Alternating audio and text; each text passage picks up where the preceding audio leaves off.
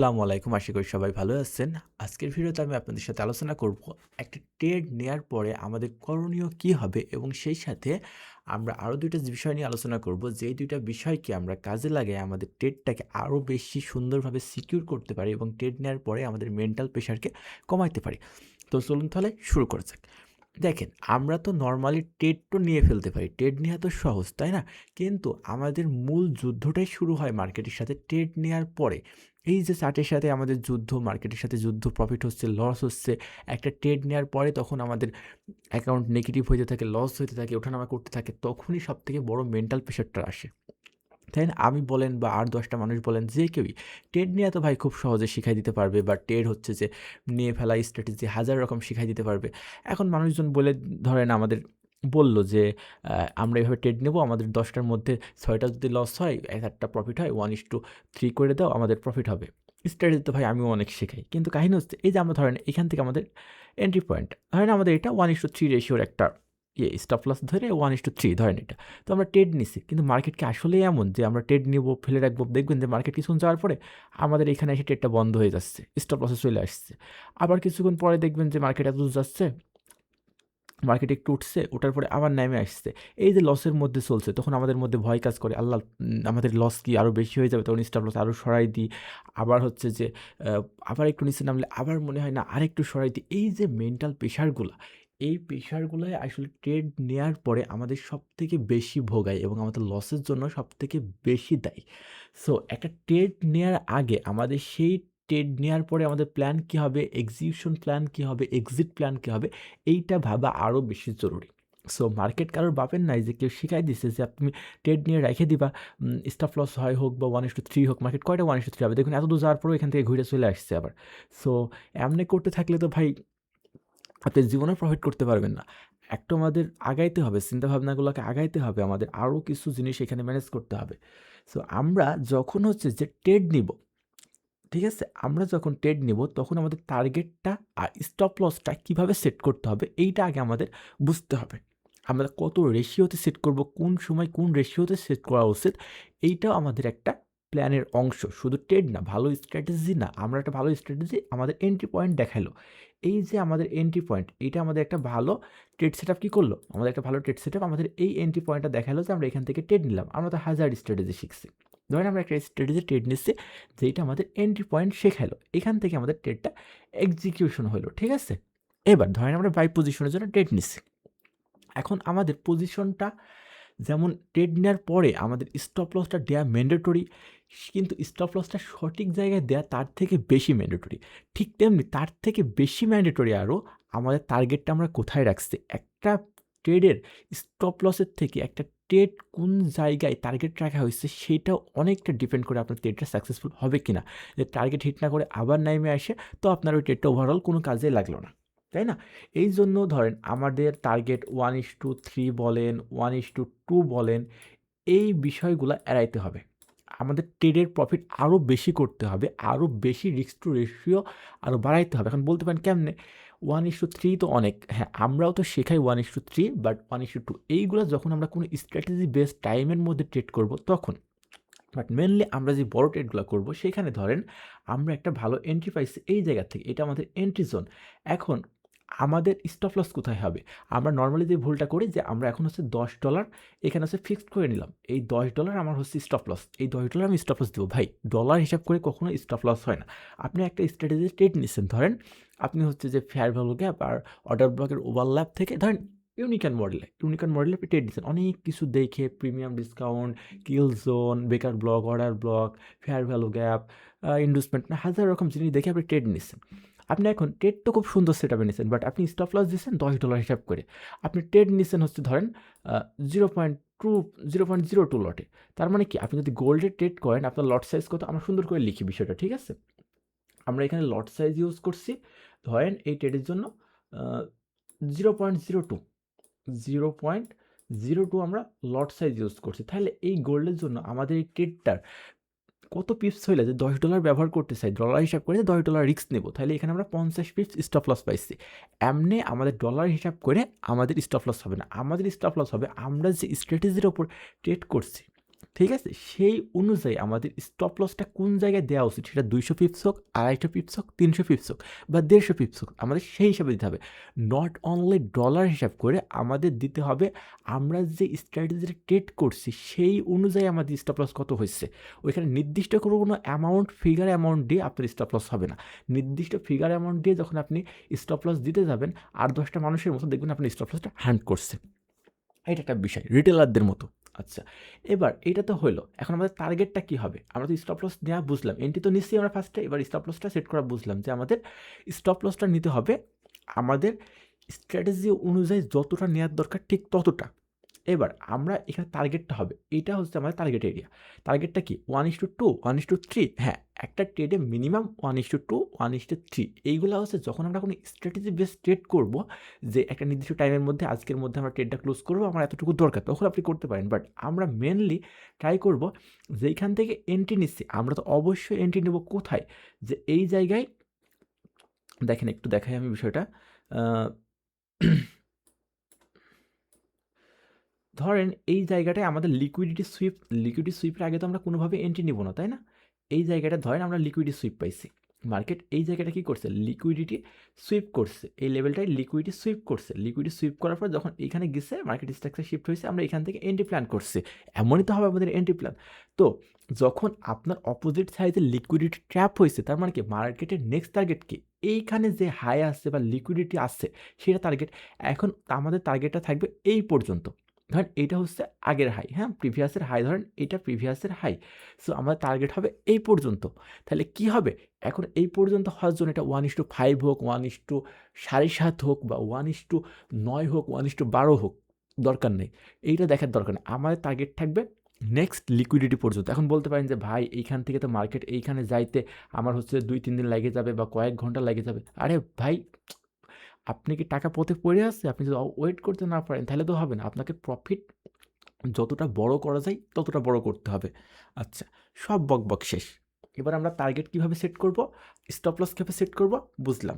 যখন আমরা risk two ratio fixed করব কখন? যখন আমরা কোনো টাইম বেস ট্রেড করছি, আমাদের একটা ছোট্ট মানে একটা নির্দিষ্ট টার্গেট আছে, এই টাইমের মধ্যে আমরা শেষ করব, বা হচ্ছে যে ইন্টারডে ট্রেড করব তখন এইভাবে। আর যখন আমরা সুইং ট্রেড করব তখন আমরা পজিশন বুঝে যেই সাইডে লিকুইডিটি নেওয়া হয়েছে, আমরা অপোজিট সাইডে যখন ট্রেড প্লেস করছি তখন নেক্সট লিকুইডিটি হবে আমাদের টার্গেট। আচ্ছা, এটা ক্লিয়ার। এখন আমাদের প্ল্যান কি? এখন আমাদের নেক্সট প্ল্যান হচ্ছে যে আমরা এখানে আমরা ধরেন ট্রেডটা নিয়ে রাখছিলাম 0.2 লটে। আচ্ছা, এখন আমাদের নেক্সট প্ল্যান হচ্ছে যে এই ট্রেডটা আমরা নিচ্ছি, তাই না? ট্রেডটা নিচ্ছি, কিন্তু অনেক সময় হয় কি, ট্রেড আমরা এইখানে নিচ্ছি, নেওয়ার পর অনেক সময় ট্রেডটা এতদূর প্রফিটে গেছে, যাওয়ার পরেও আমরা দেখি যে ট্রেডটা নিচে চলে আসছে। এই সময় আমাদের তো শেখানো আসছে, যে আমাদের বড় ভাইরা শেখাই দিচ্ছে, যা হয়ে যায় যাক, তুমি হচ্ছে যে ট্রেডের স্টপ লস ধরাবো না, হয় স্টপ লস হবে, নাহলে কী হবে, নাহলে তোমার ট্রেডটা হচ্ছে যে প্রফিট হবে। তো এইখানে আমরা ওই ভুলটা করব না। আমরা এখানে ব্রেক ইভেন ইউজ করব। কেমনে? ব্রেক ইভেন ইউজ করা মানে কি? ব্রেক ইভেন ইউজ করা মানে স্টপ লসটা আপনার এন্ট্রি পয়েন্টে সরায়। ব্রেক ইভেন হওয়া মানে কি? আপনার ট্রেডে কোনো প্রফিট হবে না, লস হবে না। বিষয়টা কেমন? আপনার ট্রেডটা আপনি নিছেন, আপনার ট্রেডটা এতদূর চলে গেছে, যাওয়ার পরে আপনি এই জায়গায় আপনার স্টপ লসটা সরায় আনবেন। স্টপ লসটা এখান থেকে তুলে আনেন। যেহেতু ফরেক্স ট্রেডিং, আমার ট্রেড আমি ইচ্ছা মতো কাস্টমাইজ করতে পারি, তাই না? আমার ট্রেড আপনি ইচ্ছা মতো কাস্টমাইজ করতে পারি। তো আমার ট্রেডটা যখন এই পর্যন্ত চলে গেছে, আমার টার্গেট হিট হওয়ার আগে আমার স্টপ লসটা এইখানে আমি রেখে দেবো। এখন মার্কেট যদি এইখান থেকে আনফর্চুনেটলি আবার ঘুরে চলে আসে, আমার ট্রেডটা কী হবে? বন্ধ হয়ে যাবে। বন্ধ হয়ে যাক। আমার একটা কথা আছে সবসময়, প্রফিট হওয়ার থেকে লস না করা ভালো, মানে লস না করার থেকে প্রফিট না করা ভালো। আমার ক্যাপিটাল যদি সেফ থাকে সেটাই সবথেকে ভালো বিষয়। ট্রেডিংয়ে সবথেকে বড় বিষয় হচ্ছে নিজের ক্যাপিটালটাকে প্রোটেকশন করা। তো এই ক্ষেত্রে হয় কি, বর্তমানে মার্কেটটা অনেক ম্যানিপুলেশন, যে তাই আমরা যদি স্টপ লস এন্ট্রি পয়েন্টে সরাই, ব্রেক ইভেন করি, মানে স্টপ লসটা এন্ট্রি পয়েন্টে সরাই দিই, একটু যাওয়ার পরে চলে আসে, তখন আমাদের খারাপ লাগে যে না, আমাদের ট্রেডটা তো স্টপ লস হান্ট হয়ে গেল, আবার ঘুরে আসলো। কি হয়, দেখা যায় যে এখানে আসার পরে আবার স্টপ লস হান্ট করে, পরে টার্গেট হিট করে, তাই না? এইটা আমাদের অনেক খারাপ লাগা কাজ করে। সো ব্রেক ইভেন কখন করা উচিত? ব্রেক ইভেন করার জন্য কয়েকটা রুলস আছে। ফরেক্সে ব্রেক ইভেন করার জন্য কয়েকটা রুলস আছে, এটা শিখতে হবে। আমরা স্টেপ বাই স্টেপ সব কিছু একবারে ক্লিয়ার করবো। একটু সময় নিয়ে ভিডিওটা দেখেন জাস্ট, ঠিক আছে? তো ব্রেক ইভেন করার জন্য আমাদের মূলত কয়েকটা জিনিস মাথায় রাখতে হবে। জাস্ট আমরা দেখলাম যে ধরেন আমি এখান থেকে ট্রেড নিচ্ছি, হ্যাঁ? আমি এইখান থেকে ট্রেড নিচ্ছি, একটু এমনি গেছে আর আমি এখানে ব্রেক ইভেন করে দিচ্ছি। মার্কেট তো পুলব্যাক নিতে আসবেই, পুলব্যাক নিতে আসতেই তো পারে, তাই না? পুলব্যাক নিয়ে আসতেই পারে, তখন আপনার লস হবে। সো ব্রেক ইভেন করার জন্য আমাদের ফার্স্ট রুল, মার্কেটকে আমরা যেই পরিমাণ এইখানে হচ্ছে যেই পরিমাণ আমরা রিস্ক নিয়েছি, ধরেন এই ট্রেডে আমাদের $20 রিস্ক আছে, মানে 1:1 যতক্ষণ না হবে আমরা যতটুকু রিস্ক নিচ্ছি সেই পরিমাণ মার্কেটে যতক্ষণ না হবে ততক্ষণ আমরা এন্ট্রি পয়েন্টে সরাবো না। আমাদের 1:1 রিস্ক টু রিওয়ার্ড হওয়ার পরে আমরা স্টপ লসটা এন্ট্রি পয়েন্টে দিব। এবার মার্কেট একটা ভালো পজিশন পাবে, একটা ভালো অ্যামাউন্ট পাবে খেলার জন্য। এখন মার্কেট যদি ঘুরে আসে আমাদের কিচ্ছু না, মার্কেটকে তার নিজের টাকায় আমরা খেলতে দিলাম, আমাদের ক্যাপিটাল সিকিউর। এইটা একটা রুল, ঠিক আছে? কারণ কি এইটা করা হয় কেন? 1:1 এর পরে যদি করা হয় তাহলে কি হয়? মার্কেটে একটা আইডিয়া কনফার্ম হয়ে যায় যে মার্কেটের মোমেন্টামটা বোঝা যায় যে মার্কেট ওই দিকে যাচ্ছে, আর এখন কোনো লস হওয়ার সম্ভাবনা কম। আচ্ছা, আরেকটা জিনিস হচ্ছে 1:1 এর আগে আরেকটা জিনিস খেয়াল করতে হবে। এই যে যখন আমাদের ইম্পালস হবে এর মধ্যে কোনো এফবিজি হচ্ছে কিনা। যদি স্ট্রং এফবিজি হয়, আমাদের ভালো ক্যান্ডেলে যদি স্ট্রং এফবিজি দেখি আমরা, মানে এই জায়গাগুলোর মধ্যে কোনো এফবিজি হয়েছে কিনা, হ্যাঁ? এফবিজি হয়েছে কিনা। এফবিজি হয় যদি, তাহলে আমরা আরও কনফার্ম হবো। কারণ কি?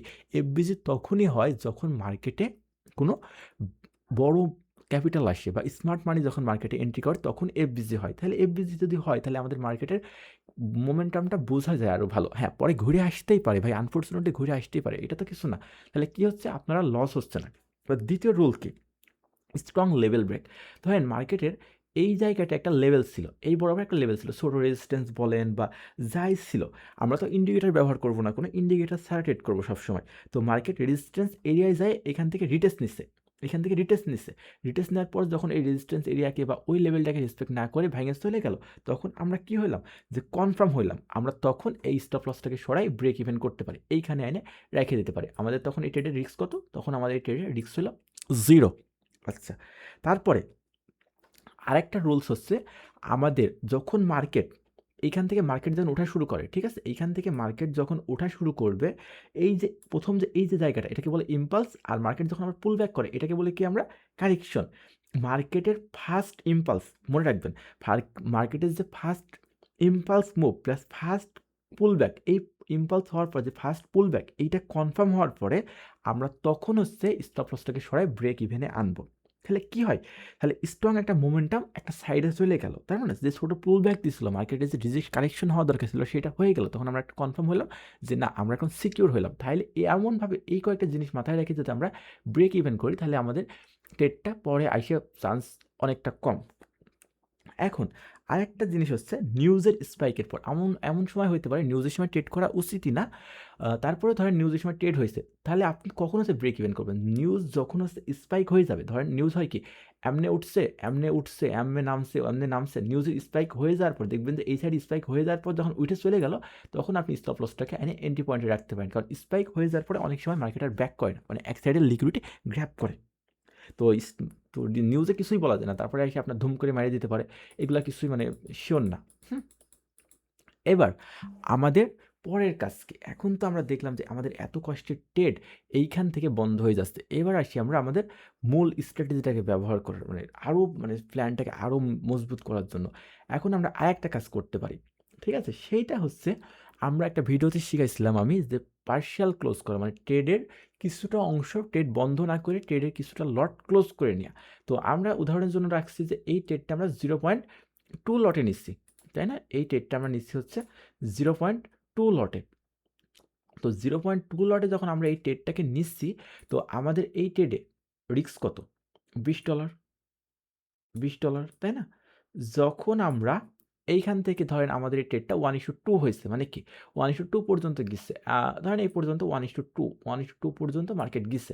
এইখানে আমাদের এখন টার্গেট হয় নাই, কিন্তু ধরেন আমাদের 1:3 টার্গেট আছে বা 1:4 আসছে, বা মার্কেট আমাদের হাই পর্যন্ত টার্গেট আছে, সেটা যত দূরই হোক, এখন হয় না। আমরা যদি পার্শিয়াল ক্লোজ করি, ধরেন 0.02 লটে নিচ্ছিলাম, সেই ক্ষেত্রে আমরা যদি এই ট্রেডটার হাফ লট 0.01 লট আমরা প্রফিট বুক করে নিই, তার মানে আমাদের এই ট্রেড প্রফিট চলছে কত? এই যে রানিং প্রফিট, এটা কত? এই জায়গাটা রানিং প্রফিট এখন আমাদের $40। স্টপ লস ছিল $20, 1:2 হয়েছে, আমাদের রানিং প্রফিট কত? $40। আমরা যদি 0.01 লটে আমরা ট্রেডটাকে ক্লোজ করে দিই, আমরা 0.01 লটটা ক্লোজ করে দিই, অর্ধেক প্রফিট বুক করে নিলাম। মানে এইখান থেকে আমরা $20 সিকিউর করে নিলাম। এবার এই ট্রেডটাকে যদি আমরা সাইডে দিই, এই ট্রেডটাকে যদি আমরা সাইডে দিই, এখন ব্রেক ইভেন না করে, অনেক সময় হয় না ব্রেক ইভেন করলে অনেক সময় এসে এন্ট্রি পয়েন্টে হয়ে তারপর আবার চলে যায়। এই সমস্যা এড়ানোর জন্য কি করতে পারি, যে আমরা করলাম না, তখন কি হলো, এবার যদি $20 অলরেডি বুক করে রাখছি, এবার যদি স্টপ লসও হান্ট করে, তাহলে কি আর $20 আমাদের স্টপ লস হবে? না, আর $20 স্টপ লস না। এই ট্রেডে তখন স্টপ লস হয়ে যায় $10। এই ট্রেডে স্টপ লস কত জানেন? $10, কারণ তখন আপনার এই এন্ট্রিটা তখন চলছে 0.01 লটে, অর্ধেক লট বুক হয়ে গেছে, মানে আপনার রিস্কও কমে গেছে। অলরেডি আপনি $20 বুক করে নিচ্ছেন, আর $10 আপনার স্টপ লস এখন। তার মানে যদি এই ট্রেডটা স্টপ লস এসে বন্ধ হয়ে যায়, তার মানে আপনি আরও $10 প্রফিটে থাকছেন। বা এইটা ধরেন 1:1 এর পরে করছেন আপনি, 1:1 এর পরে করছেন, তাই না? 1:1 হয়েছে তখন করছেন। তার মানে কি $20 প্রফিট হয়েছে, $10 আপনি বুক করছেন। এটা তখন এখানে কি হবে, $20 হয়েছে প্রফিট। আপনি এখান থেকে ক্লোজ করছেন $10। আবার এই ট্রেডের স্টপ লস হয়ে গেছে কত? $10। মানে এই ট্রেড আপনি যদি আবার ব্যাকও আসছে, তাহলে আপনি এখান থেকে কোনো প্রফিট লস করছেন না, মানে সিকিউর একটা বিষয়। তো সিকিউর একটা বিষয়, মানে খুবই সুন্দর বিষয়। তাহলে আমাদের ট্রেডটা কি আবার বড় পজিশনে যাওয়ার জন্য, হ্যাঁ লট সাইজ কমে গেছে, পজিশন কমে গেছে, পজিশন সাইজ কমে গেছে, বাট লং টাইম ধরে রাখার জন্য যত ছোট পজিশনে ধরে রাখা যায় ততই ভালো, যাতে মার্কেটটাকে আপনি ভালো মুভমেন্ট করতে পারেন আপনি ক্যাপিটালটাকে সিকিউর রেখে। বড় ক্যাপিটাল হলে সেটা আলাদা বিষয়, কারণ আমরা ট্রেড শেখাই হচ্ছে রিটেলারদের জন্য। কারণ আমাদের এখানে ভাই বিলিয়ন বিলিয়ন বা মিলিয়ন মিলিয়ন ডলার কারোরই নাই, তাই না? যত বেলুন মার্কস বা এ মার্কস দেখেন, ওগুলো সব ভাওতাবাজি, কিছুই না তাছাড়া। সব কোর্সের টাকা আর অ্যাফিলিয়েটেড ধান্দাবাজির টাকা, তাছাড়া কিছুই না। সো আমরা যেটা আমাদের আলোচনার বিষয়, সেটা হচ্ছে আমরা পার্শিয়াল ক্লোজ করে এইভাবে আমাদের ট্রেডটাকে ম্যানেজমেন্ট করতে পারি। এখন এরপরে আসি আমাদের সবথেকে ইম্পর্টেন্ট আর মজার জায়গায়, যদি আমরা এই ব্রেক ইভেন প্লাস পার্শিয়াল একসাথে ইউজ করি তাহলে কী হয়? আর যেটা বললাম সেটা কিন্তু দেখছেন, যখন আমরা যদি 1:1 এর পরে ক্লোজ করি, তাহলে কিন্তু আবার $10 এখানে বুক করছি, তখন আমাদের স্টপ লস কী হয়ে যাচ্ছে, $10 যদি ঘুরে আসে, রিস্ক কী হচ্ছে, 0, আর এটা বন্ধ হয়ে যাচ্ছে। এবার এত কিছুর পরে এবার যদি আমরা একটা কাজ করি, যে এই break even plus partial close অনেকে হয়তো জানেন না, এটা নিয়ে আমার ডিটেলসে ভিডিও আছে, ঠিক আছে? একটু দেখে নেন কষ্ট করে। আমরা যদি break even plus partial close এই দুইটাকে একসাথে ব্যবহার করে ট্রেড নেওয়ার পর একটা স্ট্র্যাটেজি বানানোর মতো ব্যবহার করি, মানে মার্কেটের সাথে সাইকোলজির সাথে খেলার জন্য বা মার্কেটের সাথে খেলার জন্য, সিকিউর থাকার জন্য আমরা করি, তাহলে কেমন হবে দেখেন বিষয়টা।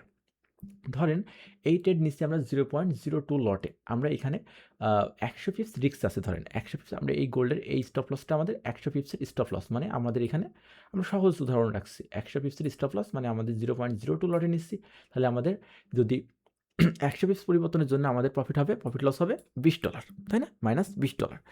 এখন আমাদের এই ট্রেডটা মনে করেন, আমরা তো ব্রেক ইভেন করা উচিত কখন, 3টা রুলস তো শিখলাম ব্রেক ইভেন করার।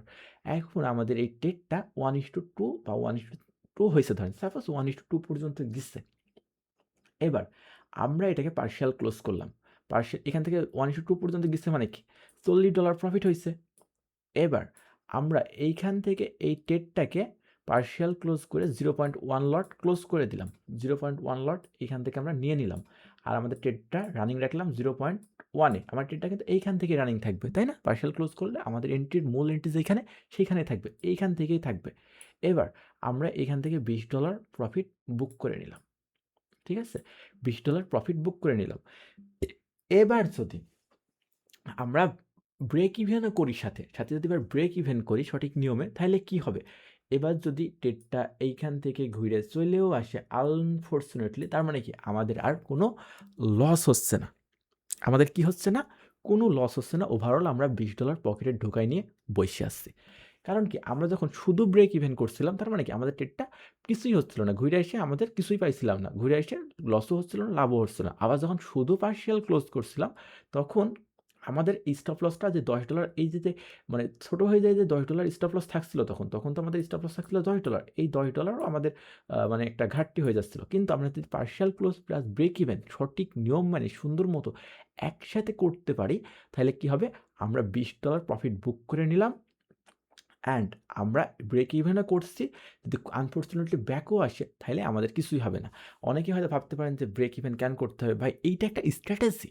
স্ট্র্যাটেজি থেকে বড় স্ট্র্যাটেজি আপনার ট্রেডটাকে সিকিউর করার জন্য। অনেকে ভাবেন যে কেন ব্রেক ইভেন করবো, আমার ট্রেড আমি সাইডে দেবো।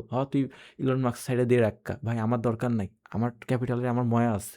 আমার ট্রেডে যদি বাইসে থাকে ট্রেড, ধরেন আমি 10টা ট্রেড নেবো, তোদের ওইসব মানি ম্যানেজমেন্টের গোষ্ঠী মারি, 10টা ট্রেড নেবো, ঠিক আছে? 10টা ট্রেডের মধ্যে ধরেন আমি 4টা ট্রেডও প্রফিট করছি, 4টা ট্রেডও প্রফিট করছি, আর 6টা ট্রেড আমি হচ্ছে, আর বাকি 6টা ট্রেড থাকে না, বাকি 6টা ট্রেডের মধ্যে 2টা ট্রেডও যদি আমি হচ্ছে ব্রেক ইভেন করি বা পার্শিয়াল ক্লোজ করি, এমনি প্রফিটও না হোক, যদি শুধু ট্রেডটাকে অ্যাকাউন্টটাকে সিকিউর রাখতে পারি, তাও আমার অনেক। মানে তোরা আরও 6টা লস করবি, ঠিক আছে, আরও 6টা লস করবি, বাট আমি আরও 2টা সেভ করলাম।